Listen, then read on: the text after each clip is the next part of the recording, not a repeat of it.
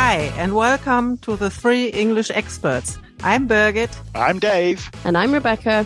And welcome to this episode. Three English Experts is your English podcast to help you speak better English and create a positive and happy mindset for your English learning journey. Hello there, everybody. Welcome to a new episode. And today it's a little bit grammatical, and we're looking at false friends with prepositions. False friends with prepositions.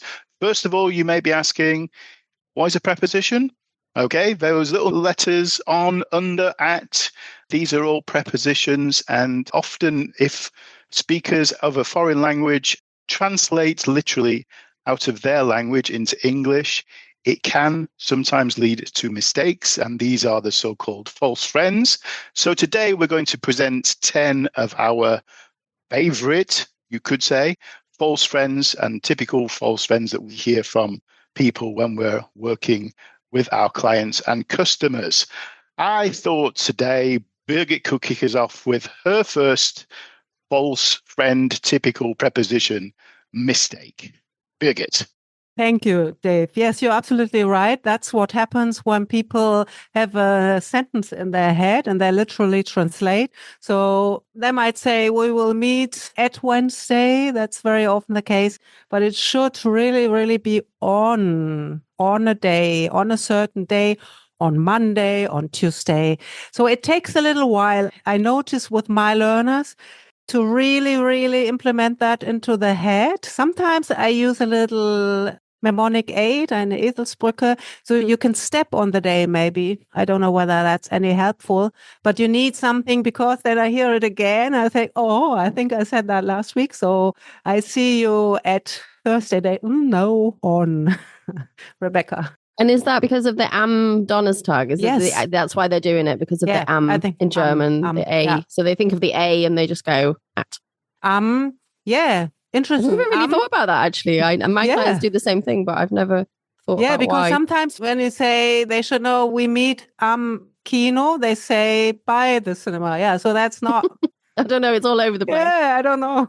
Yeah, but at is very typical. And maybe the last thing to this one, you would also say on Christmas Day, on Easter Monday, but at Christmas in general. So that's confusing. Yeah. That is. And also on holiday, for example, or on my birthday, anything with day. Yeah. Yeah, I've got one where you do need at, in this case. I'm good at. So often we hear I'm good in baking, or I'm bad in English. Yes. No, you're bad at, or you're good at prepositions. And again, it's the German, the gut in something. And so in this case, we do need the at. I'm good at. And I hear that a lot. It's really common. Birgit? But I think it's okay if you talk of a subject, because in school, you would maybe say, I'm good in French at school. I was good in, or is that not true? I was good in French class, maybe. Okay, Yeah. adding the class. Kind of thing. Okay. Yeah, I was good in my French class, but I was good at French. At school, I was good at French. I would still go with the at. Yeah. Yeah. Mm-hmm. Yeah. Okay, Dave, you got another one? Yeah, it's one of those that actually, when people say that, I just think to myself, some strange, is it right or is it wrong? It's so often now that you hear it wrong that you now think it's probably correct.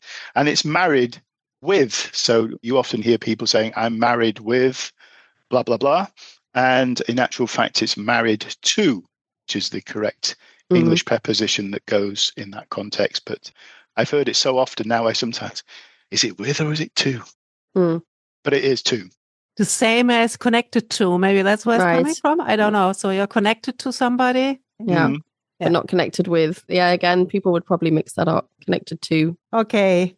The next one from me would be, this is written from somebody, meaning von jemandem geschrieben. Not like I get a letter from somebody, so somebody posts it to me. But for example, 4 grammar books are written by me or were written by me. Von, I think you have to learn that. You can't translate that. Yeah. But that refers to a film, a song, by. It's always by. Could also be a painting. It's a painting by somebody, not from Da Vinci. It's by, By. We also say by in that case. Originating, yeah. Yeah. Okay. My other one, this really annoys me. Every time I land at Frankfurt Airport and you come out and in massive letters, it says, natürlich willkommen in Frankfurt, but it also says, welcome in Frankfurt. Oh, really, guys? Really, guys? So it's welcome to, always welcome to my presentation, welcome to Frankfurt. I don't know who translated that or what some genius decided to do that, but it just shows you, even when you're spending huge amounts of money and these translation mistakes, they happen. So maybe somebody working at Frankfurt Airport. I don't know. I always feel like going up and throwing a big graffiti thing across it, correcting it. To welcome to. So yeah. Okay.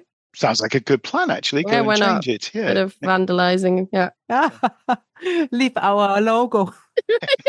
Yeah, exactly. Cross it through with some huge marketing. And then you're English experts. That's not bad. I like good marketing. Yeah. I live near the airport. You live there. You have to do that. A couple of glasses of wine and I'll be on my way to.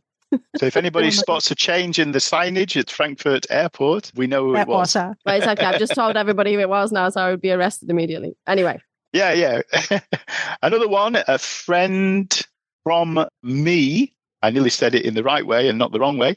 A friend from me is a common one. And of course, it should be a friend of mine. Okay, so it's not just the preposition that is wrong there. It's also the me instead of mine. Okay, so a friend of somebody is the next one. Mm-hmm. Mm-hmm. And my next one will be I work. And then they come up very often with by, but that's not it. I work at a company, or you could work for somebody, obviously. But yeah, I work at, I don't know, Deutsche Bank. I work at Sparkasse or wherever you work. Mm. I think the Germans they use by quite a lot, just generally in German, right? There's a lot of by. By mir zu Hause, by, I don't know. Always, yeah, you're right. Yeah, they use it a lot. Yeah, by dir or by mir, yeah. Yeah, right. Exactly, yeah. Yeah, but that would be at your place. Yeah, at your place or at my place, not by me. By me? By me? Oh, blimey. What? Oh dear. Okay. My next one this is a really common one. The difference, how to give a deadline. So I need it until Monday. This is what I hear a lot. I need your reply until the end of the month. No, I need it by the end of the month. So here you do need by, because of course bis in German you can translate into until and you can also translate it into by. This is the confusion, I think. So by is the latest point, like the deadline, and until is more this from until. Yeah, von bis. Yeah. Wie lange noch, I always say. For example, the supermarket is open until 10. From now until 10, wie lange noch, kind of thing. Or I'm working until 6 o'clock today. How much longer, kind of thing. But I need to leave here by 5:30, otherwise I'll miss my train. Yeah, the latest point. But it's a quite tricky one, I think. It's not easy. Yeah. I don't know if you explain it in a different way, Dave. That's always how I explain it. Deadline and kind of exactly the same. Period kind of thing. Yeah. That's a common one. Okay, Dave, you got another one? I'm going to ask you a question, ladies. Okay. Okay. Can you look for my dog? Have you lost it? Yes. Where is it? Where is it? Do you know you had a dog, Dave? I don't have a dog. Oh, you don't have it. Of course, this is a phrasal verb that is often mistranslated in English to look for my dog instead of look after my dog. Okay, so it should be after. This is a phrasal verb with the look is the verb, and then the preposition afterwards is, of course, after. So take care of, another meaning. But we often hear people saying, can you look for my dog? And you think, well, are you missing it? Where's it gone? It ran away or something? That's one to be aware of. We also have an edition all about phrasal verbs. So if you'd like to take a listen to that, then feel free. Now I have another one that's a very common one and also very difficult for natives to get rid of. How have you got here? I came with a bus. So how does that sound to you natives? Somebody comes with a bus.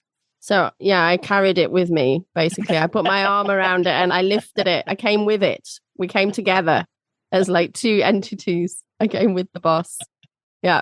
With my car. So I came and it's sitting next to your to partner.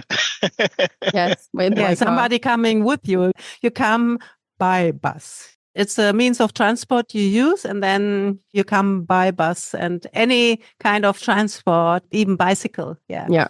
Apart from feet, then you're on foot. Oh. I came by feet. I hear that sometimes. I came by feet. What? So I came on foot. Or walked. I walked. Yeah, just go easy. I work around. Just go easy. I walked here. Easy. Yeah, but it's tricky anyway, because there's always an exception. Yeah. The golden nugget. Okay, and here's another one, hopefully useful, which is, I realize a lot of learners forget about this and haven't used it very often, is towards.